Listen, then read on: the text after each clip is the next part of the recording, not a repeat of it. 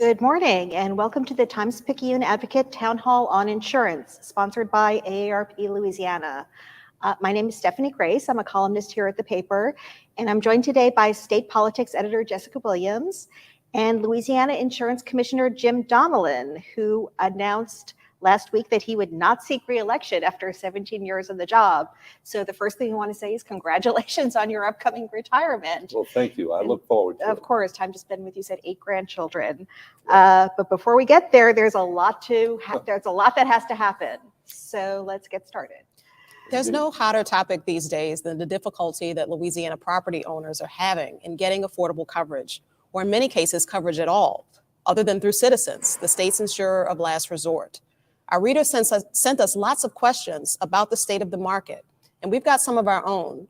But first, we've got a short message from the sponsor of today's event, AARP. Welcome to the Advocates Virtual Roundtable Discussion. I'm Denise Botcher, AARP's State Director. AARP is the nation's largest nonprofit, nonpartisan organization dedicated to empowering people to choose how they live as they age. We work to strengthen communities and advocate for what matters most to families, with a focus on health security, financial stability, and personal fulfillment. Here in Louisiana, we know inflation and the rising cost of insurance, electricity, and prescription drugs have hit your pocketbook hard. AARP works every day to bring common sense solutions to the table so you have a fighting chance to protect your hard-earned finances. Having information about the current economic climate and what's to come is important for families and businesses to protect their finances and plan for the future. I hope you enjoyed today's discussion. Mr. Donelon, before we get to reader questions, there was some good news last week from the incentive program that you recommended. 9 companies were approved, or 8 companies, and 9 will be approved, to come into the state and write more policies in exchange for financial support. Can you tell us more about what this will mean for customers, both in the long and the short term? Absolutely. And that program we call the Louisiana Insurance Incentive Program is copied virtually verbatim from what we did immediately after Katrina and Rita, when we had a similar crisis to what we're experiencing today, and it proved very successful. We're hopeful that, as it did in the first year, generate 40,000 policies being moved out of Citizens to private companies, these 5 incentive grant recipients participating in the incentive program. My actuarial staff said the $45 million that we're able to allocate this year will generate 90,000 new policies being written. Now, there is a difference between the 2 programs in that the old program, the original program, had a 25% mandate that policies, 25% of the new writings that had to be done, be out of Citizens. There's no mandate this time, but that's the easiest, quickest, largest volume place for companies to go. So I expect it to have a very significant impact on depopulating Citizens. What does that mean for people who are in Citizens? And I should say right up front, I'm one of them. I lost my insurance from one of these companies that left the state. Should I be shopping around? Will there be less expensive rates on the market soon? You should be shopping around because just this weekend, a friend of mine who's been a UPC policyholder looking, you were in UPC before? Was, yes. Oh my goodness. Looking for coverage, found it from USAA of all places. Really? Okay. And had 2 choices to place his UPC coverage since UPC in Florida has been declared insolvent. And so now is the time to start reaching out to your agent and frankly to competitive agents, because there's 2 sets of types of agents. Captive agents work only for their company, and their company by law has to allow them to write Citizens policies if they're not willing to write it. And so State Farm, Allstate, Farm Bureau, captive agents only. Independent agents represent multiple companies, but not all companies. Typically, an independent agent is appointed by 3, 4, 5 companies to represent them, but not all companies. So you have to make multiple calls in order to get a real feel for the market. Okay, and that actually gets to one of our reader questions from a concerned resident in New Orleans who asks about these companies that are being attracted and suggests that they're weaker rated. They're not the big national companies. They're not the State Farms and the Allstates. Why is that? Is there any expectation that the big companies will take advantage of these premiums? And isn't this reader wants to know, are we just kind of kicking the can down the road till the next storm and the next crisis? And it's a great question, and it's uppermost in many people's minds. What we're doing is the best we can do. And we're not just taking anybody that comes. This program calls for much stricter solvency monitoring and qualifications than just a company coming to write in our state. This is taxpayer dollars that we're giving out. So we can be selective. And you don't want to be so selective that you get no takers. Right. When we did this after Katrina and Rita, then Governor Blanco made $100 million available. Only 5 companies only took $29 million. So we offered the other $71 million 2 more times. In 2 more rounds, no takers. Okay. It was a hard market, a scary market that the big national companies with the AM Best ratings were not willing to write in. They want to reduce their Absolutely. exposure in places like the Gulf And I Coast, want to right? add, we're benefited by a statute that was passed in 1992 by a Lake Charles senator named Jim Cox that I always thought was because of Hurricane Andrew that had set the record at that time for our worst insured loss event, our part of Hurricane Andrew. Turns out, in doing research, it was passed in the regular session that adjourned before Andrew came. And what does it it do? protects every homeowner's policyholder that's been with their company for 3 or more years from being non-renewed, having their coverage decreased or their premium increased unless the company does it on a statewide book of business. As a result of that law, in Florida, during the recent special session that Governor DeSantis called, and they did major reform in their process, coverage was put out that comparing Louisiana and the 8 big national writers doing business in both our state and Florida. In our state, those 8 national writers have 61% of our homeowners' business. In Florida, 25%. Wow. The reason is the 3-year rule. It's not anything I did. It's that they are tied to our state and can't leave. They hate that law. In fact, they're trying to shoot us a big loophole in it in the coming session. Are they? That I will be there telling fight the it? legislature, don't do that to us. Okay. Don't. So And very few states have that, I only understand. one, Only us. us. Who would And have thought we would have a better consumer It protection is law than anybody unbelievable. else? Yes. Unbelievable. Not anything I did. I inherited it, and it has been the most important part of preserving what we do have. And we have a lot of the major national carriers doing business in our state. Gotcha. This second question, Mr. Donelon, is from Lisa of New Orleans. Why should homeowners who fell victim to several collapsed insurance companies be lumped in and penalized by being forced to be a part of LA Citizens?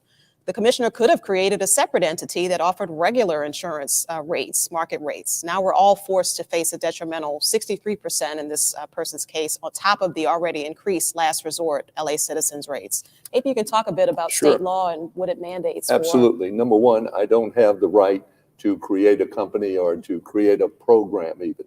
I'm bound by what the legislature creates. And I think what they created worked exactly as it was designed to work. Citizens is there, has been there, and was, after Katrina, 173,000 policies. It's now at its back up, and it reduced to, when Laura hit, to 35,000 policies. It's back up to 135,000 now because of primarily what happened in Florida and impacted us. 9 companies doing business in our state failed after Laura, Delta, Zeta, and Ida. 5 of them were domiciled in Florida, 3 in Louisiana, and 1 on Poydras Street, but choosing to be regulated by the District of Columbia. And it failed. We are taking over its policies.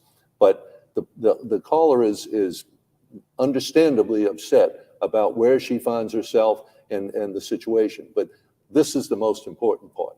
Louisiana cannot afford to become the insurer for hurricane events for our state.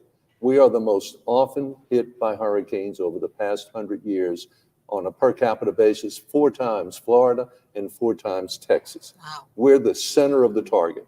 And we can't afford, for Katrina and Rita, $26 billion was paid for insured losses in our state in that 3-week period of time. In Laura, Delta, Zeta, and Ida, in 13 months, another $23 billion was paid out. That dwarfs anything we can possibly afford. So the state just cannot create and become the insurer of hurricane coverage. And that is why we've got the pricing that is 10% more than what the market demands to intentionally keep it low. Absolutely. And Florida did just the opposite. Florida, when a governor was a Republican at the time, Charlie Crist, got elected, the year of Katrina, the year after they had their 4 horrific hurricanes, he promised to lower rates, and by golly, he did. He did 2 things. He called a special session, lowered the premiums for Florida citizens 25% across the board. It immediately became the #1 rider in the state of Florida. Still today is the #1 rider. And they had a cat fund. I won't use up our time. It was a state-sponsored program to incentivize companies into their market. He turned it into a mandate that all companies use it and lower their rates by their savings. The Wall Street Journal did an editorial 10 years ago after seeing where Florida's market had gotten, just criticizing Florida, the governor and the legislature for putting themselves at a risk that not even booming economic growth through the roof Florida could afford. And they said that, and they said it's irresponsible. One of these days, a hurricane like Andrew, like the 4 in 04, are going to hit Florida, and they're not going to be able to pay it. They're going to force their state will be in bankruptcy. And they went on to say, and if Florida had wanted to see how to do things right, they merely need look down the coast to Louisiana, parentheses, of all places, close parentheses. It sounds like something I would write. And what they did then is click off all the things that Governor Blanco and the legislature did in the aftermath of Katrina. Building code, brand new building code, incentive program, licensing of adjusters. All of that was new, done 2 months after Katrina and Rita. And we're doing new stuff now that we learned in the process of our crisis that's ongoing. Right. You know, and just to follow up on the question about the 10% citizen surcharge, there are people running into that now who, you know, you kind of hear that it's unfair because the idea is to keep them from choosing that as an option, but they don't have other options. Deanna Lyons is somebody who, one of our readers from New Orleans, who asked, is there any possibility of the legislature helping people in that position out? It's going to happen. It happened after Katrina and Rita on a temporary basis. Actually, former House Insurance Committee Chair, ultimately Senator Karen Carter Peterson did it and suspended it for a period of time. Suspended the 10% surcharge. Okay. And Representative Garofalo has said that he's going to introduce a similar suspension bill in this coming session. And would you support that? I will. Okay. I will. This is another question from one of our Baton Rouge readers, Dawn Kraft, and she has a very specific situation. She says she recently met with her Farm Bureau insurance agency after receiving her renewal policy in the mail. Her premium has gone up by $1,000 this year. And after reviewing her policy, that agent advised her that Farm Bureau will not be renewing policyholders whose roofs are over 10 years old. I certainly can't afford to replace my roof in another 8 years. Right now, it's only 2 years old. Is this legal for an insurance company to refuse to renew a policyholder with an older roof? And maybe you can also expound on that by saying, is there any sort of regulation or requirement that the state is going to give to some of our insurers that we've invited that ban something like this? Well, you know, where people can't make that type of restriction around. That bumps up against our 3-year rule. Okay. Because one of the exceptions to our 3-year rule is you have to keep your property up to the condition it was in when the policy was first written. Even if you had a brand new roof at that moment. Yes, well, 5 years, in my opinion, if I was still regulator then, which I won't be, that would not be a legitimate not kept up to the standard of the initial writing. But generally speaking, and I think I know Ms. Kraft, and she knows something about insurance, if it's who I think it is. Generally speaking, you would be protected against such, I almost call it bait and switch tactics. And frankly, I think it's inappropriate, if not stronger. But the 3-year rule will come into effect to address whether that's allowed or not at the time that it's presented. You know, we have some very specific questions like that. We also have some very general questions. A number of people, Christopher from Thibodeau is one of them, but they just wrote in really in despair, saying that the price of insurance is something that might force them out of their homes. In his case, this home of 50 years. What do you say to them? I say that our incentive program, 1/2 of the reason why we asked for the special session, because regular session is going to start in 2 weeks. Right. And the first response we got from the governor, speaker, and president of the Senate was, why can't we wait? Yeah. And when I explained to them why we couldn't, the 2 reasons, they all got behind us, and I am very grateful for the governor's leadership and the leadership of the legislative bodies, House and Senate, in support of our effort. 2 reasons. Number one is the 63% rate increase that by law I had to approve and can you explain last a little December. bit about what Absolutely. that is? Citizens is buying its reinsurance for this upcoming hurricane season right now. Right. And they buy it for effective June 1st. In September, what's called in the insurance world, they true up what they have in place and what they are paying in premium against what their actual risk is. A year ago, they bought anticipating a September 30th book of business of 65,000 policies. With the 3 or 4 failures that we had last summer, their book was 135,000 policies. So the true up increased their cost of reinsurance almost 100%. And that had to be paid by policyholders, and the board had no duty, and the leadership at Citizens had to ask for a rate increase because, in addition to being the market of last resort, required by law to write anyone that can't get coverage in the private sector, they also have a duty to minimize the risk of assessing all the policyholders in the state, as that's the basis on which their solvency is based, their authority and duty to assess if need be, as they had to after Citizens. 200 million in what I call cash call, and then 2 weeks after, that was 2 months after Katrina. 2 months after that, the first month I was in office, $1 billion bond issue that we're still being assessed every year in order to retire those bonds for 3 more years. And that's why if you have private insurance, there's a line that is the citizen surcharge. Exactly, in larger print. Yeah. And so that's why the question was again? Why? The question is, how do I stay in my house? And I said in the special session over and over again, if we didn't do that, because that 63% rate increase affects you at renewal. It was for new business, it was January 1st. Right. But each month, about 10,000 people feel the pain of that 63% increase as their policies come up for renewal. Right. That's 10,000 people who are in danger, real danger, of not being able to afford to stay in their homes. Absolutely. Just like that constituent there.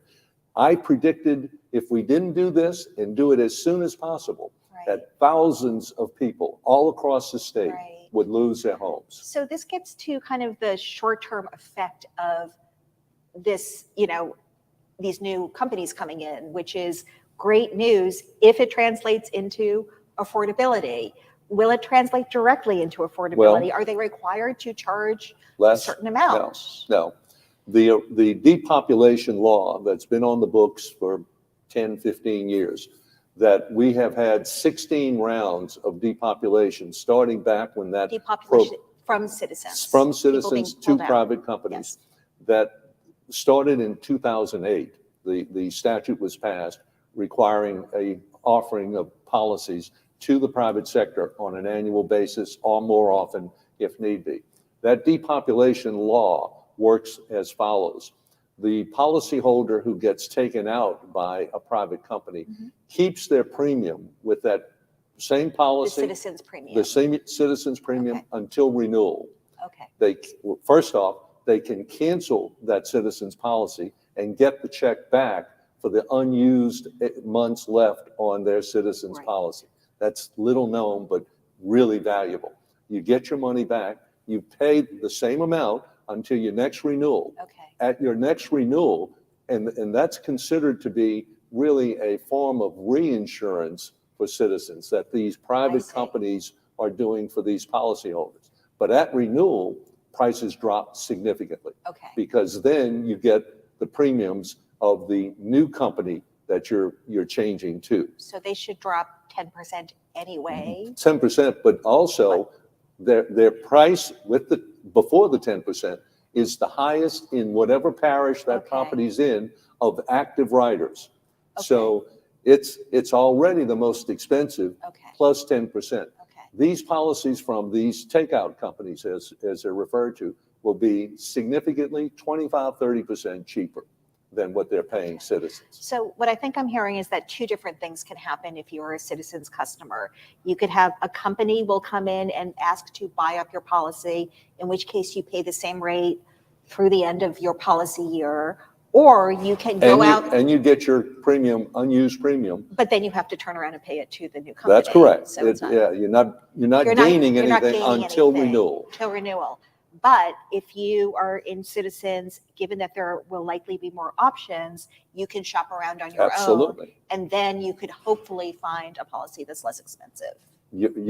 Whoever offers to take your policy will be less expensive Okay. by 25 to 30%. But that would But be that an at immediate renewal. change. That's no, That would, okay. no, that'll be at renewal if it's Okay. taken directly from citizens. But what if you as a Go out on your own? go out on your own? It's immediate. Then it's immediate. immediate. And Absolutely. will policies like that be available to people who Probably. try? I And am. how soon? I'm very optimistic that next Again, month. this is a personal question. This I is hear me. you. So, but there's a lot of other you people. and 135,000 Exactly. others. Yes.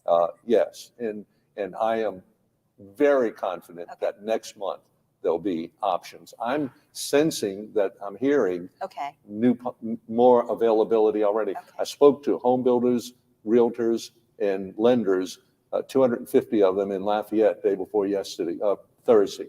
And on the way out, an agent stopped me and said, Mr. Donelon, we're in Lafayette. We're an agency he identified. I'm not going to report him. He said, we had 400 UPC policies when the word went out that they were going into in September, October, a year of solvent runoff. Right. We anticipated that it wouldn't last a year. We went to placing our policies in Lafayette area now. Of the 400, we have 30 left to place. Okay. Now, Lafayette has always been, number one, blessed. Mhm. Katrina went their east, Rita went their Right. west, Laura went their west, Ida went their east, and they've been blessed over the years. So like Baton Rouge, it's not as hard a market as it is in New Orleans and St. Bernard and Jefferson and St. Tammany. Right. Lake Charles, maybe, or Lake Charles is kind of in between. They're the same distance inland on I-10, but they've been hit so hard by Rita and Sure. Laura and Delta, And Delta. that I think companies are afraid of Lake Charles. right. One other question, and that is the extent of the reader questions that we can take for today. But we do have a question for you, Mr. Donelon. This morning we had a story about how the last time this incentives program was launched in the state, the insurers had an A rating from a rating agency that is not one that is explicitly laid out in state law. And the story also found that the insurers rated under that agency, Demotech, are 4 times more likely to fail than those who are rated under the agency that is named AM Best. My question to you is, should the state apply tougher standards to these companies? What's your thoughts? We have. For the incentive program, we have higher solvency standards for them as to their resources, their cash available. It's called surplus and capital and surplus. And RBC, risk-based capital standard, is higher than the just to do business in Louisiana. So we're very mindful of that, and I'm aware of Mr. Finch's attitude toward us allowing Demotech companies to depopulate citizens. The law specifically says that, yes, you should have an AM Best rating of A or equivalent. And we have, on multiple occasions over the years that I've been commissioner, debated at citizens board meetings whether we should accept a Demotech A as equivalent to the standard required in statute for depopulation of citizens. And truly, everybody would love to have AM Best A-rated companies. That's State Farm, Allstate, Liberty Mutual, Progressive. They ain't coming to do that takeout business. So what we have, Demotech A, is the exact same rating that Fannie Mae and Freddie Mac of the federal government require for their federally backed mortgages across America. And they recognize Demotech as meeting their standard, which is similar to the standard for a citizens takeout program. So what I tell Mr. Finch is yes, and he's expressed to me that he thinks the private sector has failed and the state ought to get into the insurance business. I've addressed that earlier. We can't afford that. It's a disaster waiting to happen, as the Wall Street Journal said about Florida. So we wish State Farm, Allstate, and all those A-rated companies with billions of dollars of surplus would come write those policies. It's not happening. And so we are prudently trying to pick and select companies that are doing the right thing by their policyholders by adequately reinsuring themselves up to their chin. And I might add, we had 5 companies take policies out of Citizens, the first incentive program. One of them failed, happened to be the one I was with for 10 years.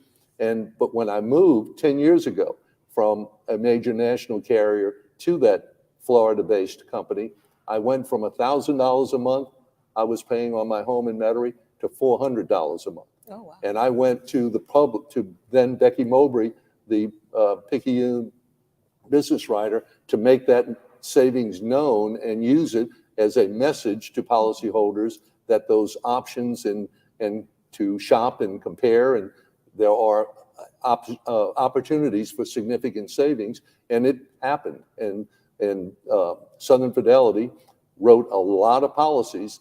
A lot of folks you would recognize, like myself, bought cheaper coverage from them, and it lasted for 10 years, saving me over $70,000 over that 10-year period of time. Failed after 2 years of monitoring by the regulator in charge of them, David Altmaier, the commissioner in Florida, who kept myself and Ray Farmer, the then director in South Carolina, because we each had policies in his domestic company, Southern Fidelity, over a 2-year period of time of his efforts to keep that company afloat. And over that 2-year period of time, he got 2 different sets of owners to infuse $120 million into that ultimately failed company. And it failed because of the dysfunction in Florida in their market that took down a dozen similar smaller companies in the state of Florida, 5 of which had come to do business in our state because they couldn't make a profit in their home state of Florida. So it's a complicated, the simple bottom line of it is I have to walk a very narrow path between affordability and availability. And the more stringent I am on the availability side, the more expensive it will be on the affordability side because of lack of competition. So. We've talked a lot about Florida. It seems to come up in a lot of these conversations about Louisiana's insurance market. As you mentioned, Governor Ron DeSantis and the legislature just passed a big reform package.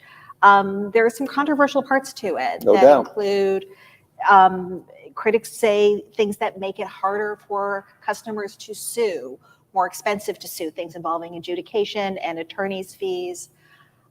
Are we looking at anything like that happening here? And would you support it? And I will. Why? And I will because I want our law relative to solvency monitoring standards, claims handling, to mirror the typical across America. Is Florida's typical? Oh, no, no. Oh, okay. Well, now it is. Uh-huh. Now it is. Before, it was the most liberal, Okay. and was too. For example, 3 years ago, if you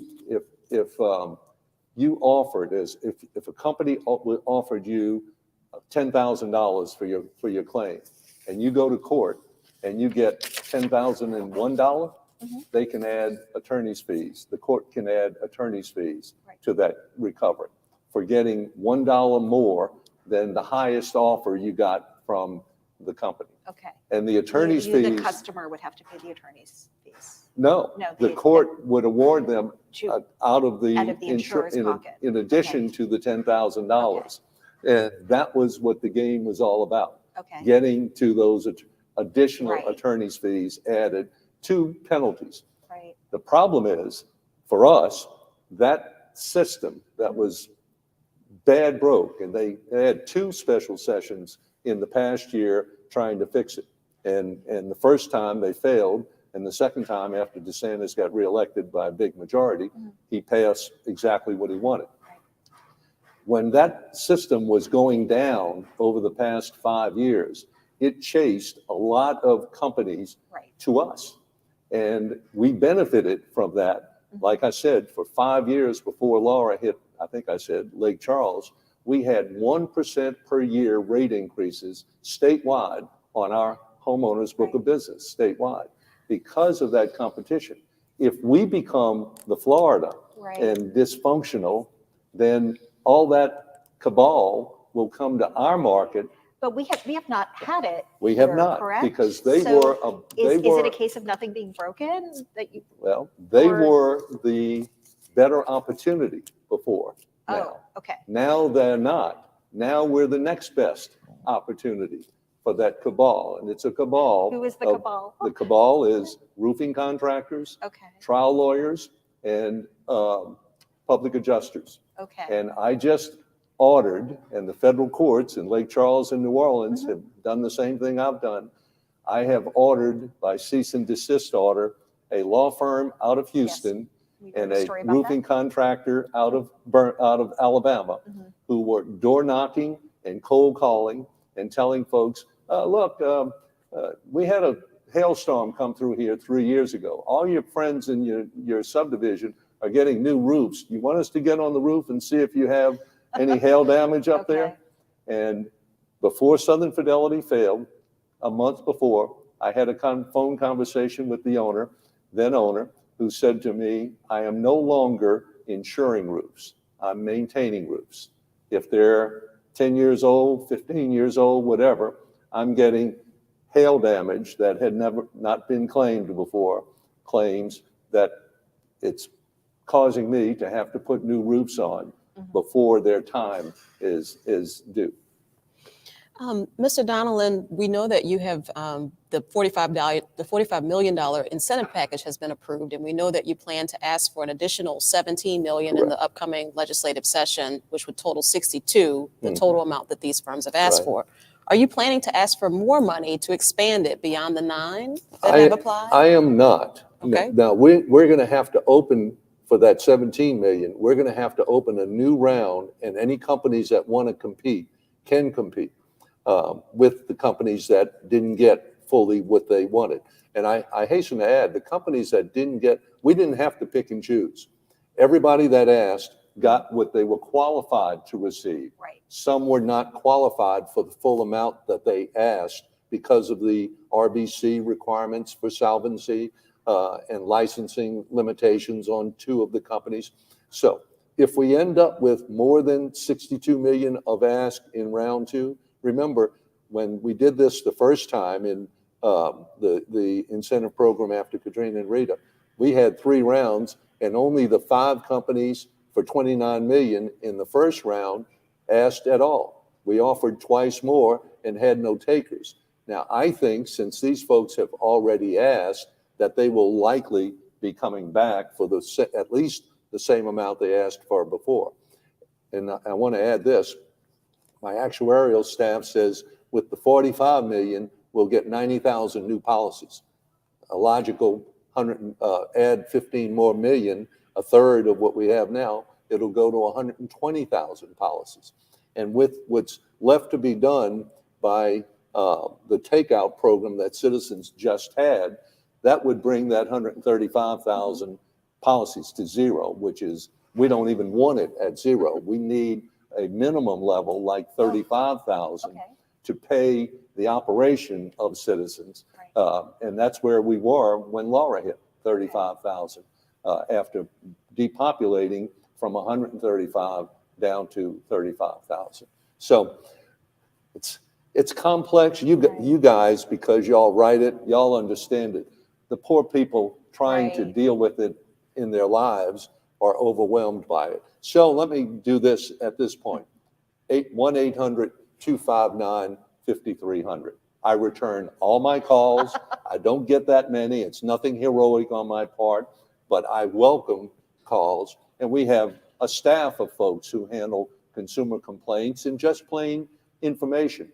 The unearned premium refund, most people don't know that. Thankfully, their agent tells them about it, but it's a huge part of their challenge right now. Supplemental claims. Most people think when they get a check for the damage from a hurricane, that's it. Yeah. Not so. I've had lawyers ask me, tell me, oh yeah, I told my client to take the money because, you know, going to court and litigation and all that. No, Joe. They can take that money, deposit it, spend it, and when they get the receipt for what it's short by, inadequate by, file a supplemental claim. So, but most— How likely are they to get paid with that supplement? Absolutely. And if they don't, contact us. So if it's damage if it is a problem that the insurer agreed to solve. When they wrote the policy, they said you have replacement costs now. Yeah. So whatever it takes in order to replace replacement cost is determined by the market, not by the insurance company. Absolutely. And we have a say in that with complaints, and we find companies for inadequately responding to that. It's homeowners insurance is like health insurance. Whatever it costs, subject to your deductible or copay or whatever is involved, you have to pay your deductible or have them deduct your deductible. But otherwise, you're entitled to 100 cents on the dollar of what it costs to put your property back together. The deductibles, I'm curious about this. There are hurricane deductibles, named storm deductibles allowed. They're much higher, often up to 5%. In Louisiana Can be policies, higher than that. Can they? And that's what the loophole is all about in the 3-year look. There's no law.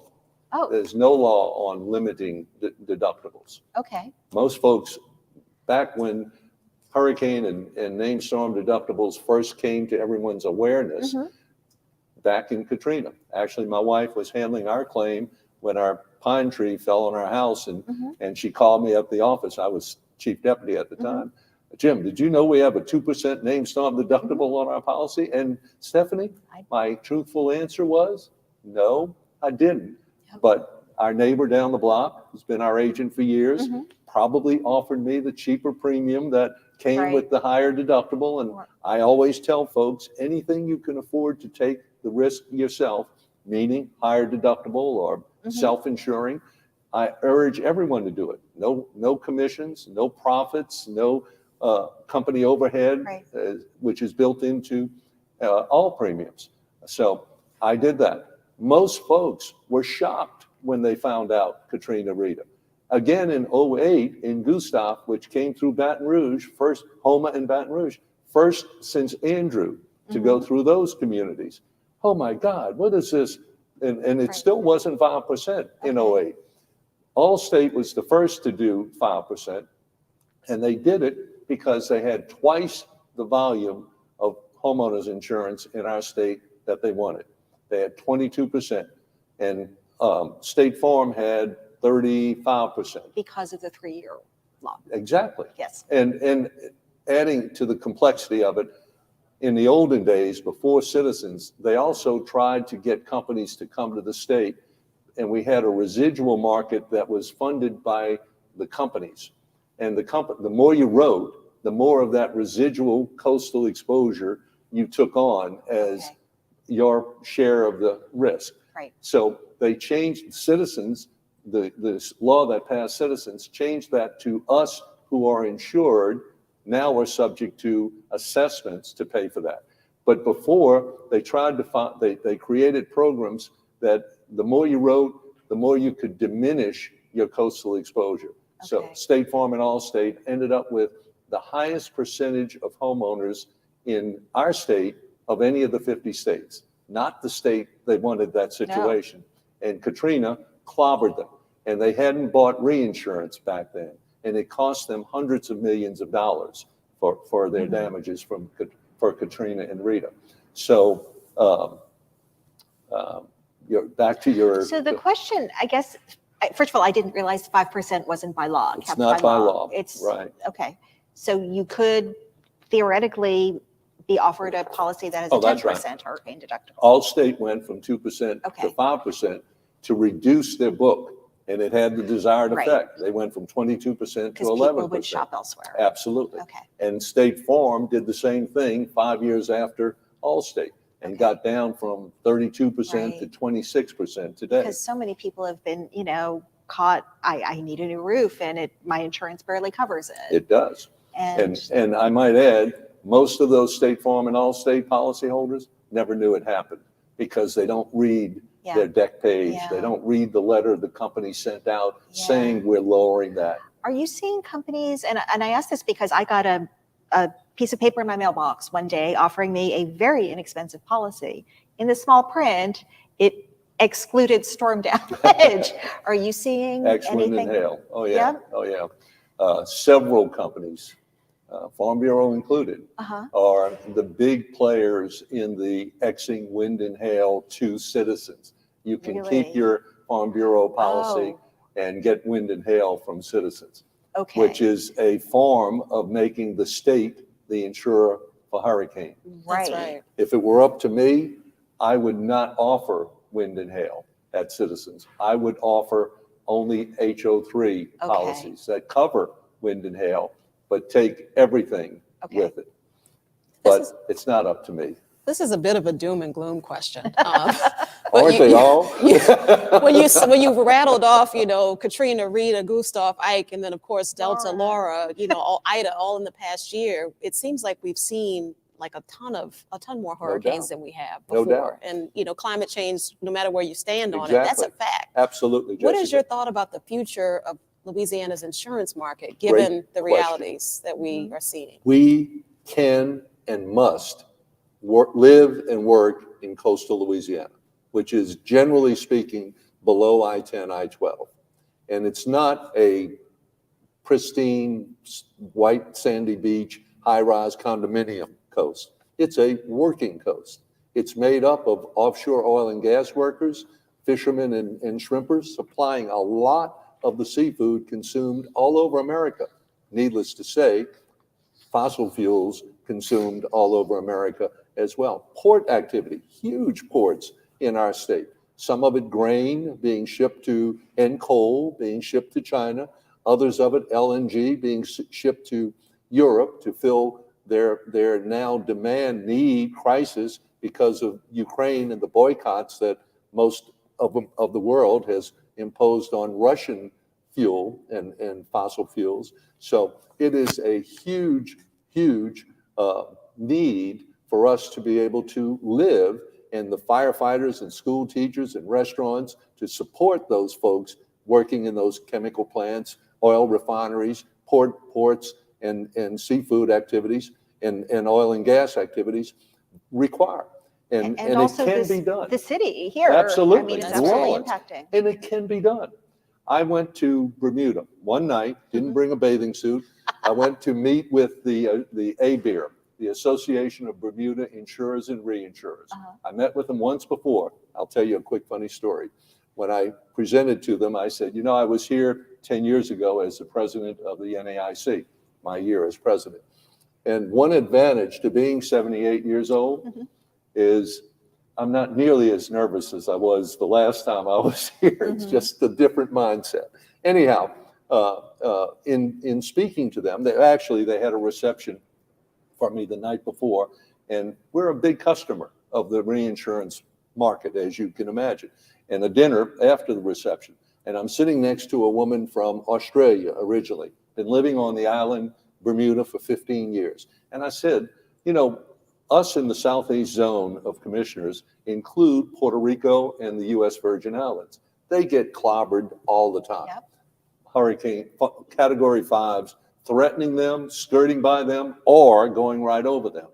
You're a little north, so it's not as often. But I flew over here today, that day of the dinner. I said, and Delta doesn't have enough seats to get all 40, 50, whatever y'all are, 1,000 of you off the island when one is approaching. What do you do? So she said, we don't do anything. We go home, we lock the doors, and we wait till it blows over. And I said, really? She said, yes, but we have concrete roofs on our homes, and they are built with cinder blocks, heavy and strong enough to hold those concrete roofs. Our building stock is far from being able to do that. So in between then and now, fortify homes, 150-mile-an-hour winds on Grand Isle, no damage to those that were built to those standards before Ida came through, And before last. you and I had a conversation a month or two ago where you talked about some legislation to encourage this. Can you tell us a little bit about what to expect on that? It was passed last year, but not funded. And it copies Alabama. It's a grant program. And the grants that they give out in Alabama are between 2,000 and 5,000 and 10,000. Yes. 2,000 and 5,000, I believe. No, 10,000. 2,000. Grants to homeowners. It's not 2,000. It's the cost of the difference between the building code requirement, which, by the way, our new building code post-Katrina just got updated January 1st. So our building code, which is really a signature benefit in our marketability of Louisiana's property market, it's recognized by the industry as being one of the best. And the new upgrade that just went into effect January 1st puts our building code at 95% of the standard for Fortify. Fortify is beyond the building code, but not that much beyond.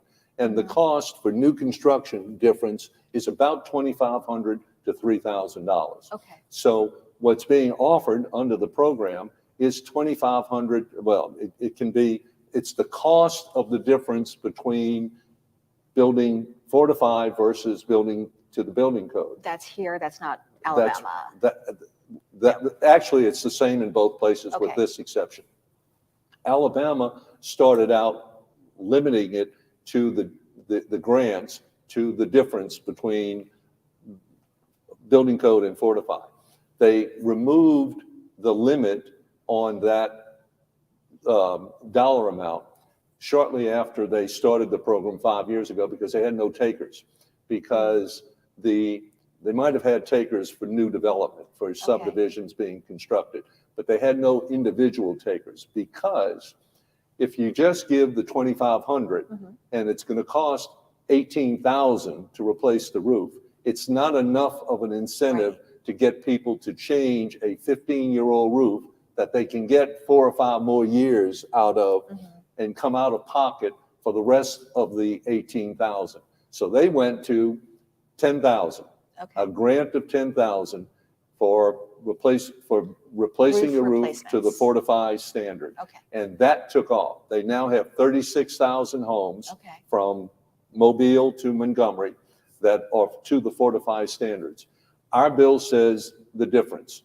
And so we have to do two things. We have to, if we're going to have the success Alabama had, we have to do 10,000, the difference up to, the cost of Fortify up to 10,000.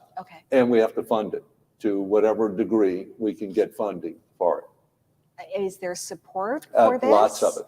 Because again, it's a Republican supermajority legislature now. Philosophically, that might not necessarily be in line with what a lot of people think. I think he's Representative McFarland not McFarland. Anyway, I'm not sure. the It's Teflon representative Senate. from, and he's going to slap me, from Winfield, Okay. stood up during the Joint Legislative Budget Committee the other day and challenged me. Are we going to do funding now?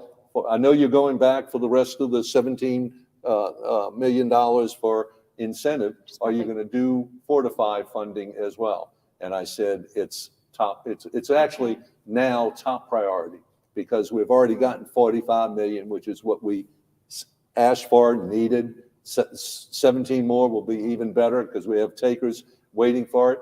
But Fortify is a close, probably number one now. In number one in your legislative agenda. Yes. Okay. Because of the long-term need for us to do that in order to live below I-10, I-12. Is this in the governor's budget? Probably not. Okay. I don't know that. I've had several conversations with Commissioner Darden, and he is totally on board and committed.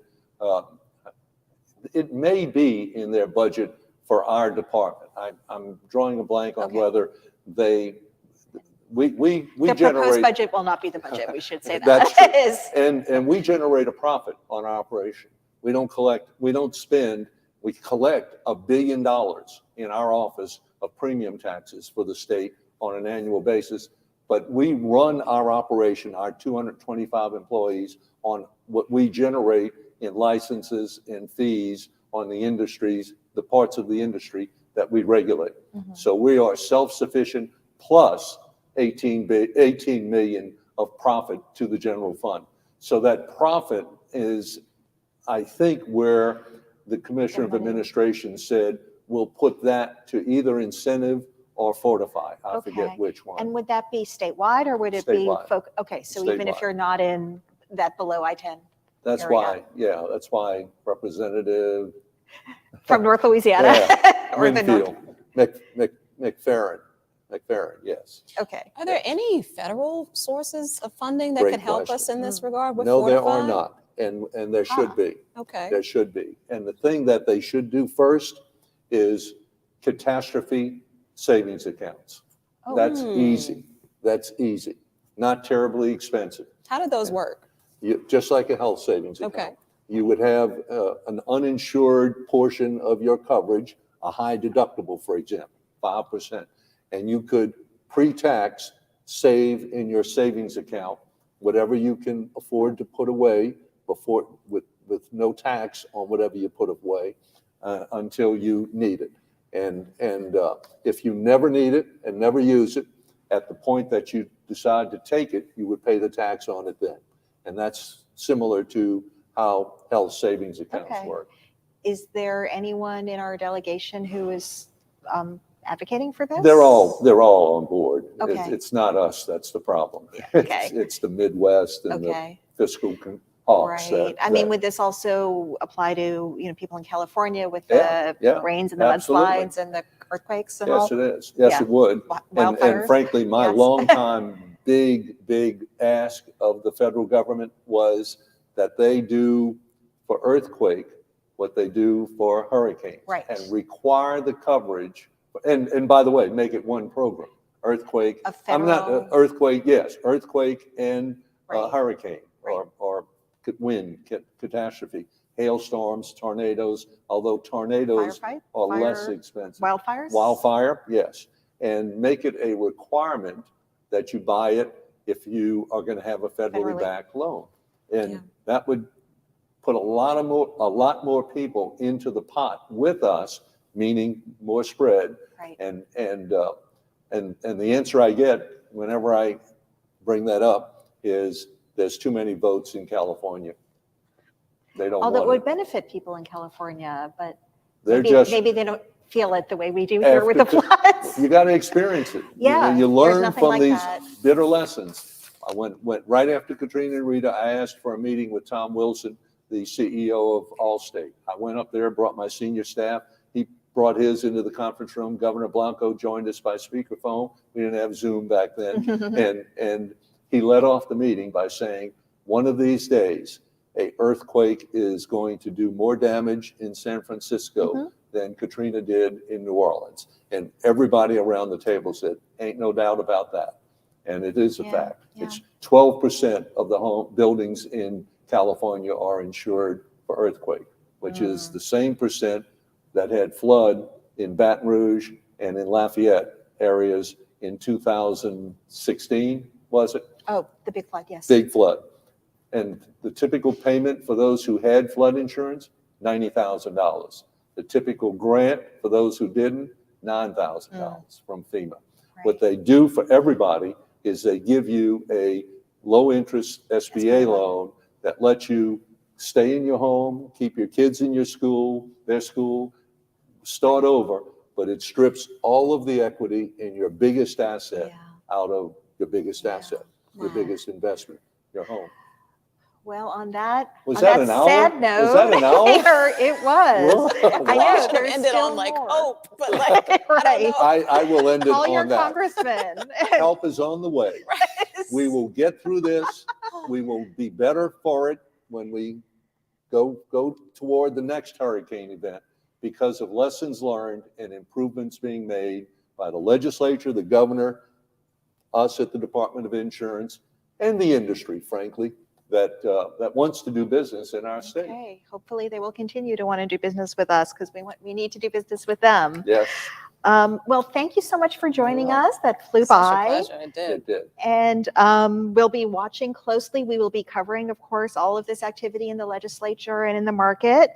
And we'd like to also thank AARP, our sponsor for this event. And of course, thank our subscribers, because without you, we could not do this. And if you'd like to subscribe, if you're not already a subscriber, you can do it easily online. Go to NOLA.com/subscribe or theadvocate.com/subscribe.